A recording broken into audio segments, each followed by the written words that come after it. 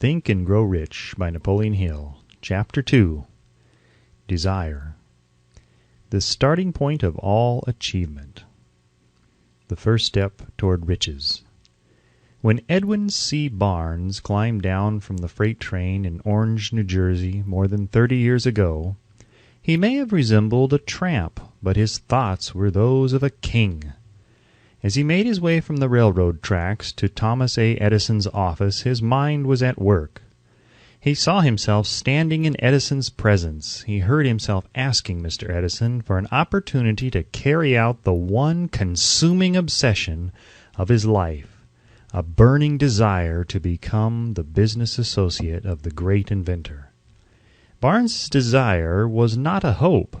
It was not a wish. It was a keen, pulsating desire which transcended everything else. It was definite. The desire was not new when he approached Edison. It had been Barnes's dominating desire for a long time. In the beginning, when the desire first appeared in his mind, it may have been, probably was, only a wish. But it was no mere wish when he appeared before Edison with it. A few years later, Edwin C. Barnes again stood before Edison in the same office where he first met the inventor. This time his desire had been translated into reality. He was in business with Edison. The dominating dream of his life had become a reality. Today, people who know Barnes envy him because of the break life yielded him. They see him in the days of his triumph without taking the trouble to investigate the cause of his success. Barnes succeeded because he chose a definite goal, placed all of his energy, all of his willpower, all of his effort, everything back of that goal. He did not become the partner of Edison the day he arrived. He was content to start in the most menial work as long as it provided an opportunity to take even one step toward his cherished goal. 5 years passed before the chance he had been seeking made its appearance. During all those years, not one ray of hope, not one promise of attainment of his desire had been held out to him. To everyone except himself, he appeared only another cog in the Edison business wheel. But in his own mind, he was the partner of Edison every minute of the time, from the very day that he first went to work there. It is a remarkable illustration of the power of a definite desire. Barnes won his goal because he wanted to be a business associate of Mr. Edison more than he wanted anything else. He created a plan by which to attain that purpose. But he burned all bridges behind him. He stood by his desire until it became the dominating obsession of his life and, finally, a fact. When he went to Orange, he did not say to himself, "I will try to induce Edison to give me a job of some sort." He said, "I will see Edison and put him on notice that I have come to go into business with him." He did not say, "I will work there for a few months, and if I get no encouragement I will quit and get a job somewhere else." He did say, "I will start anywhere. I will do anything Edison tells me to do, but before I am through I will be his associate." He did not say, "I will keep my eyes open for another opportunity in case I fail to get what I want in the Edison organization." He said, "There is but one thing in this world that I am determined to have, and that is a business association with Thomas A. Edison. I will burn all bridges behind me and stake my entire future on my ability to get what I want." He left himself no possible way of retreat. He had to win or perish. That is all there is to the Barnes story of success. A long while ago, a great warrior faced a situation which made it necessary for him to make a decision which inspired his success on the battlefield. He was about to send his armies against a powerful foe whose men outnumbered his own. He loaded his soldiers into boats, sailed to the enemy's country, unloaded soldiers and equipment, then gave the order to burn the ships that had carried them. Addressing his men before the first battle, he said, "You see the boats going up in smoke? That means that we cannot leave these shores alive unless we win. We now have no choice. We win or we perish." They won. Every person who wins in any undertaking must be willing to burn his ships and cut all sources of retreat. Only by doing so can one be sure of maintaining that state of mind as a burning desire to win, essential to success. The morning after the Great Chicago Fire, a group of merchants stood on State Street looking at the smoking remains of what had been their stores. They went into a conference to decide if they would try to rebuild or leave Chicago and start over in a more promising section of the country. They reached a decision, all except one, to leave Chicago. The merchant who decided to stay and rebuild pointed a finger at the remains of his store and said, "Gentlemen, on that very spot I will build the world's greatest store, no matter how many times it may burn down." That was more than 50 years ago. The store was built. It stands there today, a towering monument to the power of that state of mind known as burning desire. The easy thing for Marshall Field to have done would have been exactly what his fellow merchants did. When the going was hard and the future looked dismal, they pulled up and went where the going seemed easier.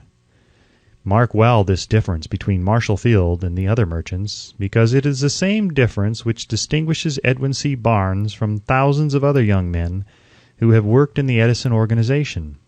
It is the same difference which distinguishes practically all who succeed from those who fail. Every human being who reaches the age of understanding of the purpose of money wishes for it. Wishing will not bring riches, but desiring riches with a state of mind that becomes an obsession, then planning definite ways and means to acquire riches, and backing those plans with persistence which does not recognize failure, will bring riches.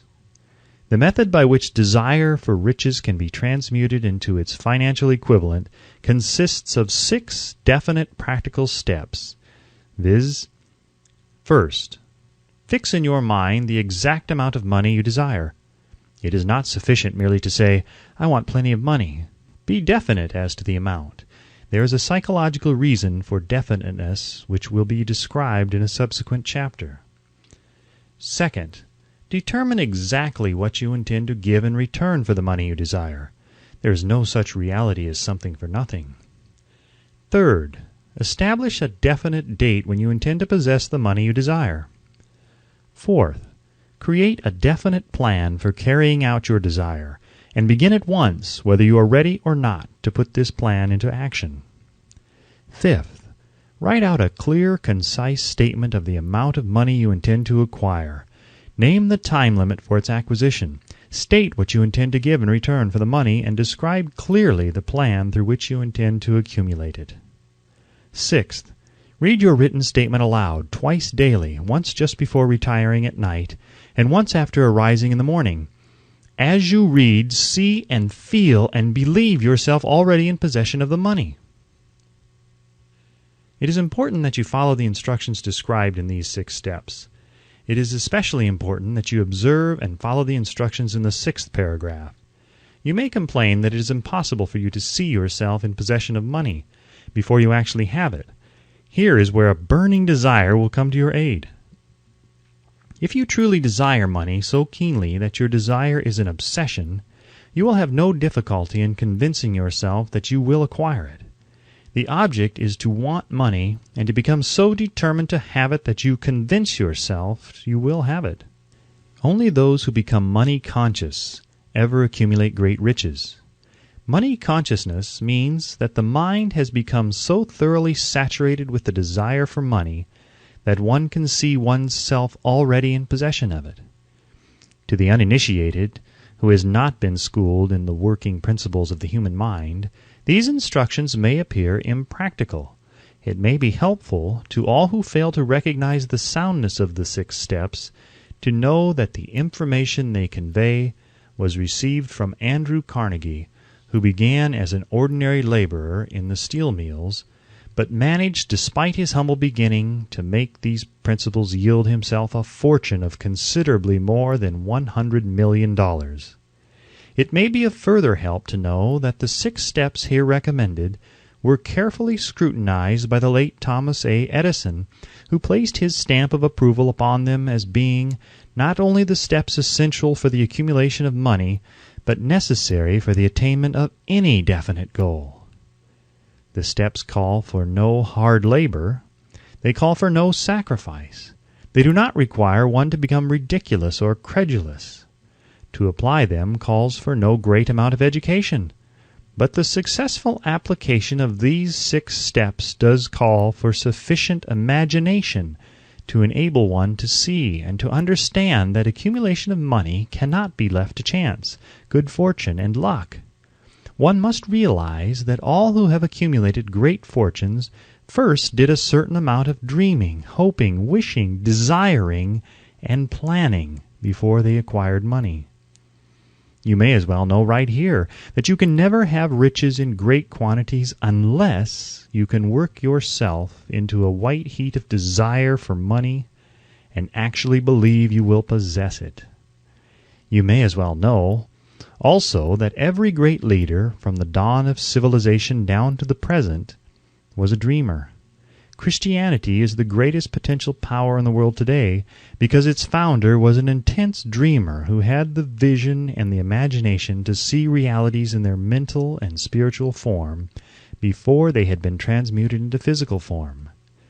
If you do not see the great riches in your imagination, you will never see them in your bank balance. Never in the history of America has there been so great an opportunity for practical dreamers as now exists. The 6-year economic collapse has reduced all men substantially to the same level. A new race is about to be run. The stakes represent huge fortunes which will be accumulated within the next 10 years. The rules of the race have changed because we now live in a changed world that definitely favors the masses, those who had but little or no opportunity to win under the conditions existing during the Depression when fear paralyzed growth and development. We who are in this race for riches should be encouraged to know that this changed world in which we live is demanding new ideas, new ways of doing things, new leaders, new inventions, new methods of teaching, new methods of marketing, new books, new literature, new features for the radio, new ideas for moving pictures. Back of all this demand for new and better things, there is one quality which one must possess to win, and that is definiteness of purpose, the knowledge of what one wants, and a burning desire to possess it. The business depression marked the death of one age and the birth of another. This changed world requires practical dreamers who can and will put their dreams into action. The practical dreamers have always been and always will be the pattern makers of civilization.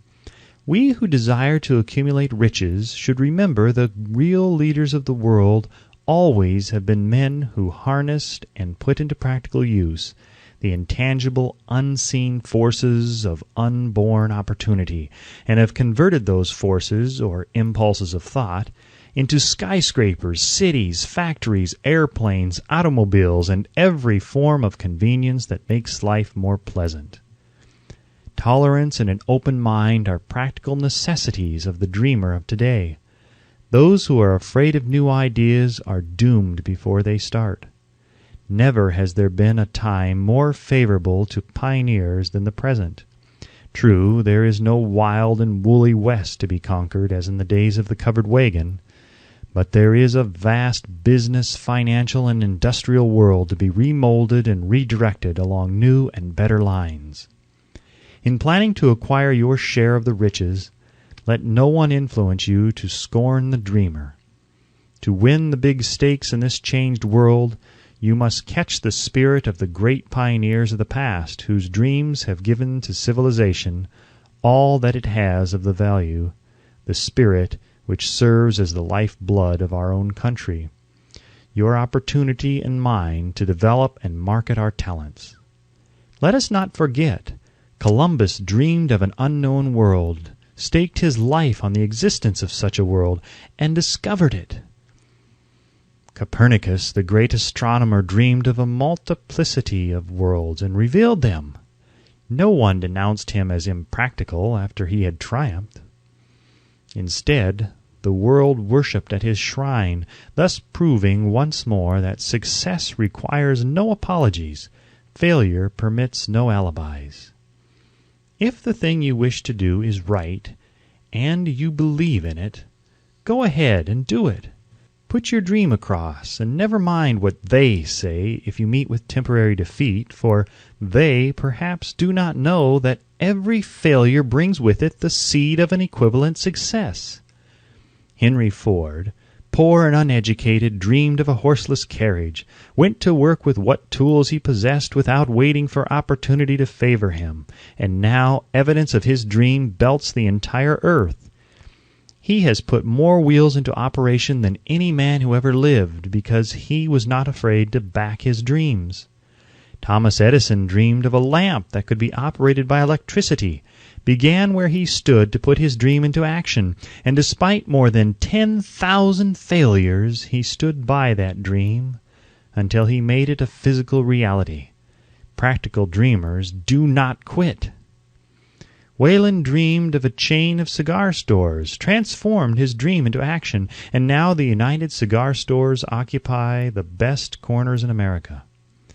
Lincoln dreamed of freedom for the black slaves, put his dream into action, and barely missed living to see a united North and South translate his dream into reality. The Wright brothers dreamed of a machine that would fly through the air. Now one may see evidence all over the world that they dreamed soundly. Marconi dreamed of a system for harnessing the intangible forces of the ether. Evidence that he did not dream in vain may be found in every wireless and radio in the world. Moreover, Marconi's dream brought the humblest cabin and the most stately manor house side by side. It made the people of every nation on earth backdoor neighbors. It gave the President of the United States a medium by which he may talk to all the people of America at one time and on short notice. It may interest you to know that Marconi's friends had him taken into custody and examined in a psychopathic hospital when he announced he had discovered a principle through which he could send messages through the air without the aid of wires or other direct physical means of communication. The dreamers of today fare better. The world has become accustomed to new discoveries. Nay, it has shown a willingness to reward the dreamer who gives the world a new idea. The greatest achievement was at first, and for a time, but a dream. The oak sleeps in the acorn, the bird waits in the egg, and in the highest vision of the soul, a waking angel stirs. Dreams are the seedlings of reality. Awake, arise, and assert yourself, you dreamers of the world. Your star is now in the ascendancy. The world depression brought the opportunity you have been waiting for. It taught people humility, tolerance, and open-mindedness. The world is filled with an abundance of opportunity, which the dreamers of the past never knew. A burning desire to be and to do is the starting point from which the dreamer must take off. Dreams are not born of indifference, laziness, or lack of ambition. The world no longer scoffs at the dreamer, nor calls him impractical. If you think it does, take a trip to Tennessee and witness what a dreamer president has done in the way of harnessing and using the great water power of America. A score of years ago, such a dream would have seemed like madness. You have been disappointed. You have undergone defeat during the Depression. You have felt the great heart within you crushed until it bled. Take courage, for these experiences have tempered the spiritual metal of which you are made. They are assets of incomparable value. Remember, too, that all who succeed in life get off to a bad start and pass through many heartbreaking struggles before they arrive. The turning point in the lives of those who succeed usually comes at the moment of some crisis through which they are introduced to their other selves. John Bunyan wrote The Pilgrim's Progress, which is among the finest of all English literature, after he had been confined in prison and sorely punished because of his views on the subject of religion.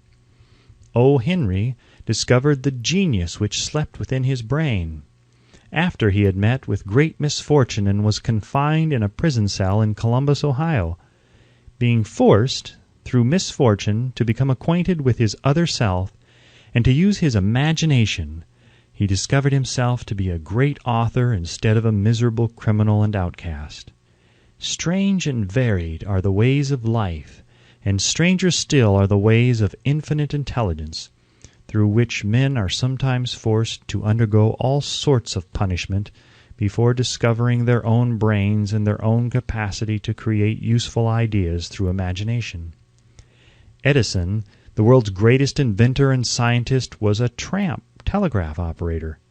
He failed innumerable times before he was driven, finally, to the discovery of the genius which slept within his brain. Charles Dickens began by pasting labels on blacking pots.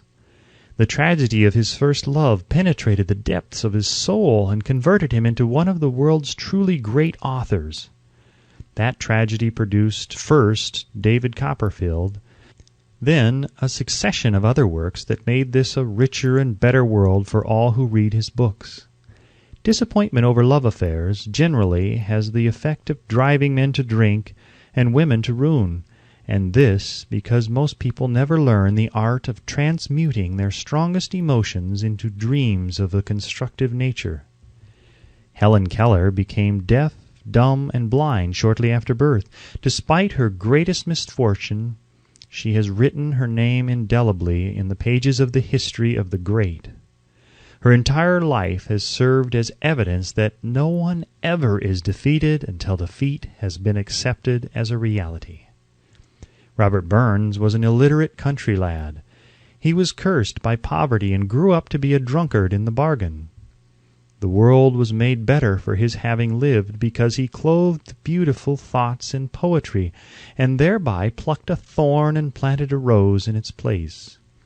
Booker T. Washington was born in slavery, handicapped by race and color. Because he was tolerant, had an open mind at all times on all subjects, and was a dreamer, he left his impress for good on an entire race. Beethoven was deaf, Milton was blind, but their names will last as long as time endures, because they dreamed and translated their dreams into organized thought. Before passing to the next chapter, kindle anew in your mind the fire of hope, faith, courage, and tolerance. If you have these states of mind and a working knowledge of the principles described, all else that you need will come to you when you are ready for it. Let Emerson state the thought in these words: "Every proverb, every book, every byword that belongs to thee for aid and comfort shall surely come home through open or winding passages. Every friend whom not thy fantastic will, but the great and tender soul in thee craveth, shall lock thee in his embrace." There is a difference between wishing for a thing and being ready to receive it. No one is ready for a thing until he believes he can acquire it. The state of mind must be belief, not mere hope or wish. Open-mindedness is essential for belief. Closed minds do not inspire faith, courage, and belief. Remember, no more effort is required to aim high in life, to demand abundance and prosperity, than is required to accept misery and poverty. A great poet has correctly stated this universal truth through these lines: "I bargained with life for a penny, and life would pay no more. However, I begged at evening, when I counted my scanty store. For life is a just employer, he gives you what you ask, but once you have set the wages, why, you must bear the task. I worked for a menial's hire, only to learn, dismayed, that any wage I had asked of life, life would have willingly paid." Desire outwits Mother Nature. As a fitting climax to this chapter, I wish to introduce one of the most unusual persons I have ever known. I first saw him 24 years ago, a few minutes after he was born. He came into the world without any physical sign of ears, and the doctor admitted, when pressed for an opinion, that the child might be deaf and mute for life. I challenged the doctor's opinion. I had the right to do so. I was the child's father. I, too, reached a decision and rendered an opinion, but I expressed the opinion silently in the secrecy of my own heart. I decided that my son would hear and speak. Nature could send me a child without ears, but nature could not induce me to accept the reality of the affliction. In my own mind, I knew that my son would hear and speak. How? I was sure there must be a way, and I knew I would find it. I thought of the words of the immortal Emerson. The whole course of things goes to teach us faith. We need only obey. There is guidance for each of us, and by lowly listening we shall hear the right word. The right word? Desire! More than anything else, I desired that my son should not be a deaf-mute. From that desire I never receded, not for a second. Many years previously I had written, "Our only limitations are those we set up in our own minds." For the first time I wondered if that statement were true. Lying on the bed in front of me was a newly born child without the natural equipment of hearing. Even though he might hear and speak, he was obviously disfigured for life. Surely this was a limitation which that child had not set up in his own mind. What could I do about it? Somehow I would find a way to transplant into that child's mind my own burning desire for ways and means of conveying sound to his brain without the aid of ears. As soon as the child was old enough to cooperate, I would fill his mind so completely with a burning desire to hear that nature would, by methods of her own, translate it into physical reality. All this thinking took place in my own mind, but I spoke of it to no one. Every day I renewed the pledge I had made to myself, not to accept a deaf-mute for a son. As he grew older and began to take notice of things around him, we observed that he had a slight degree of hearing. When he reached the age when children usually begin talking, he made no attempt to speak, but we could tell by his actions that he could hear certain sounds slightly. That was all I wanted to know. I was convinced that if he could hear even slightly, he might develop still greater hearing capacity. Then something happened which gave me hope. It came from an entirely unexpected source. We bought a Victrola. When the child heard the music for the first time, he went into ecstasies and promptly appropriated the machine. He soon showed a preference for certain records, among them "It's a Long Way to Tipperary." On one occasion he played that piece over and over for almost 2 hours, standing in front of the Victrola with his teeth clamped on the edge of the case. The significance of this self-formed habit of his did not become clear to us until years afterward, for we had never heard of the principle of bone conduction of sound at that time. Shortly after he appropriated the Victrola, I discovered that he could hear me quite clearly when I spoke with my lips touching his mastoid bone, or at the base of the brain. These discoveries placed in my possession the necessary media by which I began to translate into reality my burning desire to help my son develop hearing and speech. By that time he was making stabs at speaking certain words. The outlook was far from encouraging, but desire backed by faith knows no such words as impossible. Having determined that he could hear the sound of my voice plainly, I began immediately to transfer to his mind the desire to hear and speak. I soon discovered that the child enjoyed bedtime stories, so I went to work creating stories designed to develop in him self-reliance, imagination, and a keen desire to hear and to be normal. There was one story in particular which I emphasized by giving it some new and dramatic coloring each time it was told. It was designed to plant in his mind the thought that his affliction was not a liability, but an asset of great value, despite the fact that all the philosophy I had examined clearly indicated that every adversity brings with it the seed of an equivalent advantage. I must confess that I had not the slightest idea how this affliction could ever become an asset.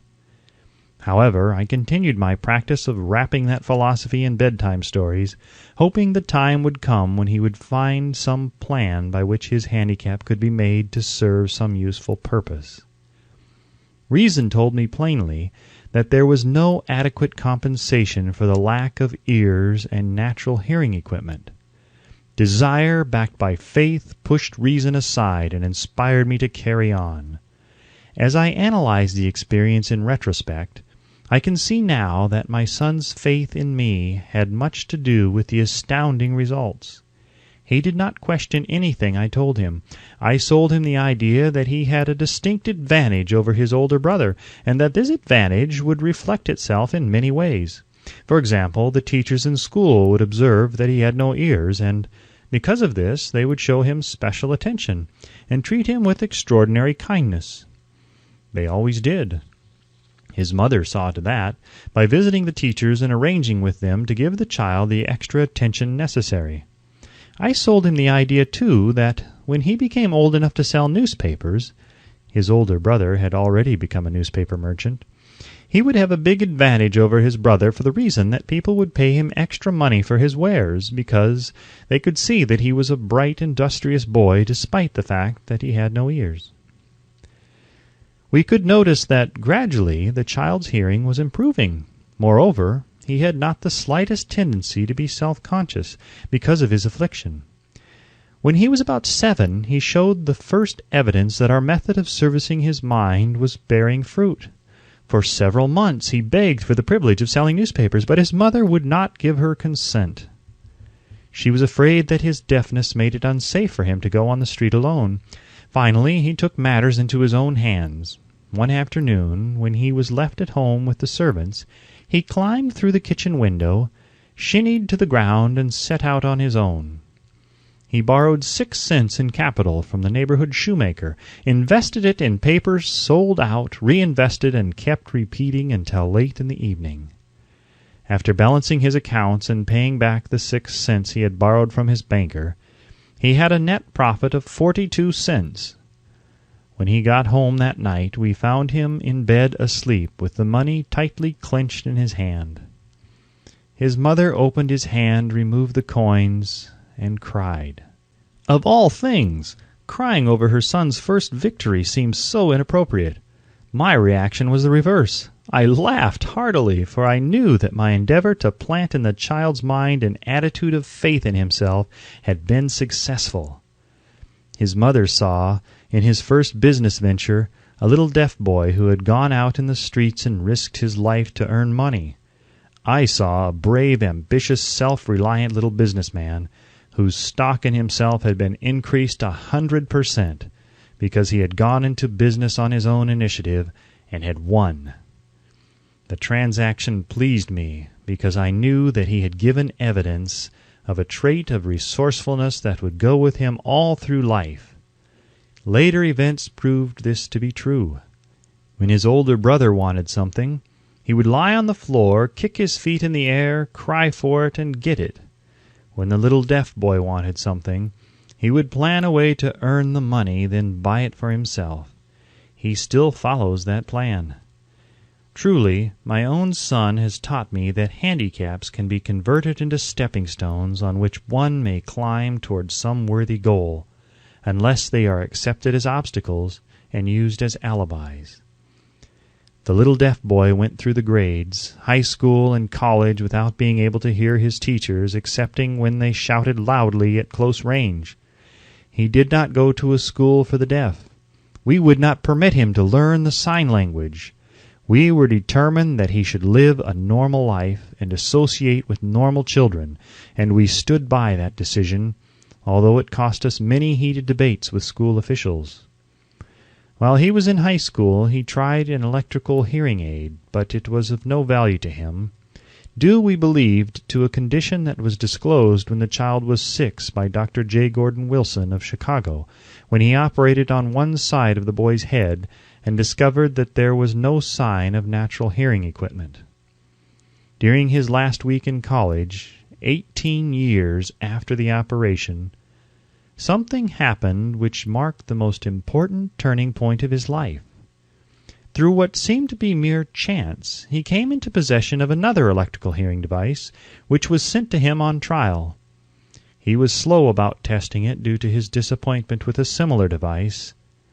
Finally, he picked the instrument up and more or less carelessly placed it on his head, hooked up the battery, and lo, as if by a stroke of magic, his lifelong desire for normal hearing became a reality. For the first time in his life, he heard practically as well as any person with normal hearing. God moves in mysterious ways his wonders to perform. Overjoyed because of the changed world which had been brought to him through his hearing device, he rushed to the telephone, called his mother, and heard her voice perfectly. The next day he plainly heard the voices of his professors in class for the first time in his life. Previously, he could hear them only when they shouted at short range. He heard the radio. He heard the talking pictures. For the first time in his life, he could converse freely with other people without the necessity of their having to speak loudly. Truly, he had come into possession of a changed world. We had refused to accept nature's error, and by persistent desire we had induced nature to correct that error through the only practical means available.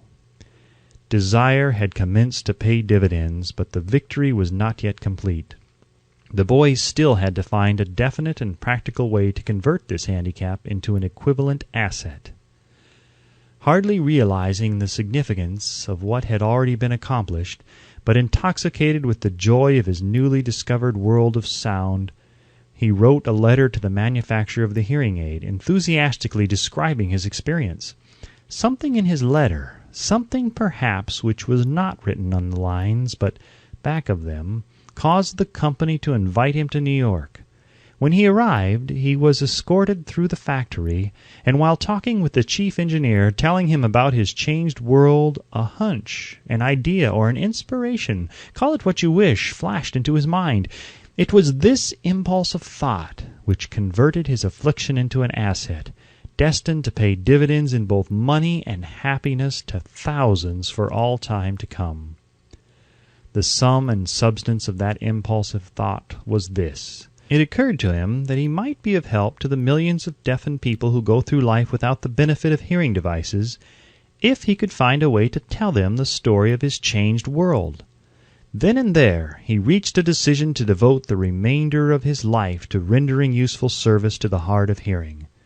For an entire month he carried on an intensive research, during which he analyzed the entire marketing system of the manufacture of the hearing device, and created ways and means of communicating with the hard of hearing all over the world for the purpose of sharing with them his newly discovered, changed world. When this was done, he put in writing a 2-year plan based upon his findings. When he presented the plan to the company, he was instantly given a position for the purpose of carrying out his ambition. Little did he dream when he went to work that he was destined to bring hope and practical relief to thousands of deafened people who, without his help, would have been doomed forever to deaf mutism. Shortly after he became associated with the manufacturer of his hearing aid, he invited me to attend a class conducted by his company for the purpose of teaching deaf mutes to hear and to speak. I had never heard of such a form of education. Therefore I visited the class, skeptical but hopeful that my time would not be entirely wasted. Here I saw a demonstration which gave me a greatly enlarged vision of what I had done to arouse and keep alive in my son's mind the desire for normal hearing. I saw deaf mutes actually being taught to hear and to speak through application of the self-same principle I had used more than 20 years previously in saving my son from deaf mutism. Thus, through some strange turn of the wheel of fate, my son Blair and I have been destined to aid in correcting deaf mutism for those as yet unborn, because we are the only living human beings, as far as I know, who have established definitely the fact that deaf mutism can be corrected to the extent of restoring to normal life those who suffer with this affliction. It has been done for one, it will be done for others. There is no doubt in my mind that Blair would have been a deaf mute all his life if his mother and I had not managed to shape his mind as we did. The doctor who attended at his birth told us, confidently, the child might never hear or speak. A few weeks ago, Dr. Irving Voorhees, a noted specialist on such cases, examined Blair very thoroughly. He was astounded when he learned how well my son now hears and speaks, and said his examination indicated that, theoretically, the boy should not be able to hear at all. But the lad does hear, despite the fact that X-ray pictures show there is no opening in the skull whatsoever from where his ears should be to the brain.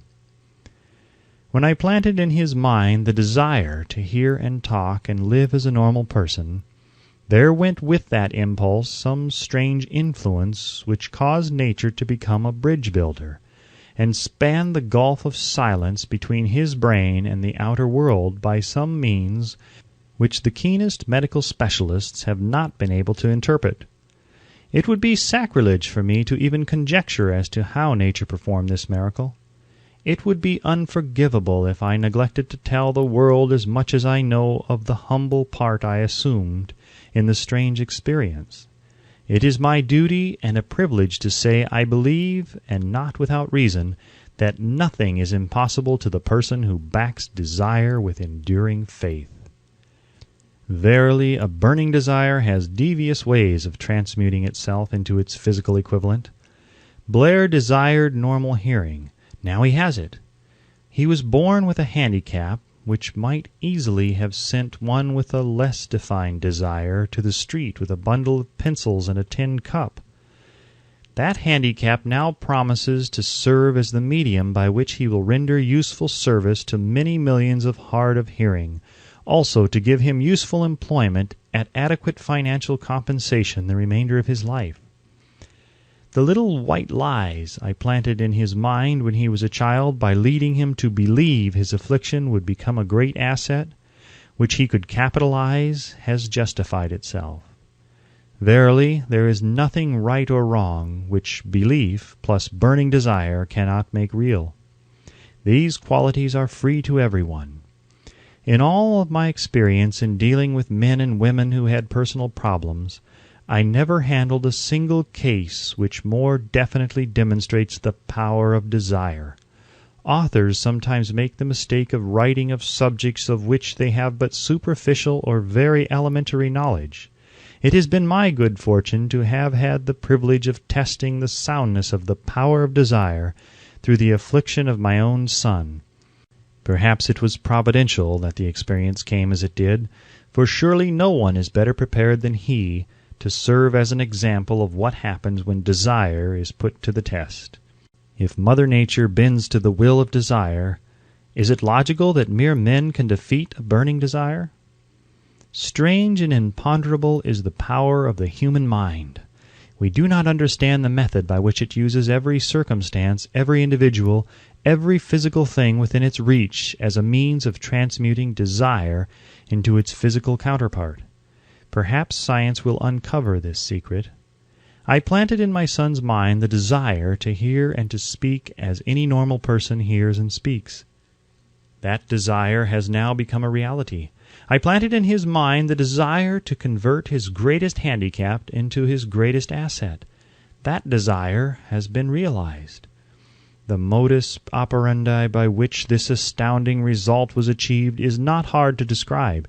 It consisted of 3 very definite facts. First, I mixed faith with the desire for normal hearing, which I passed on to my son.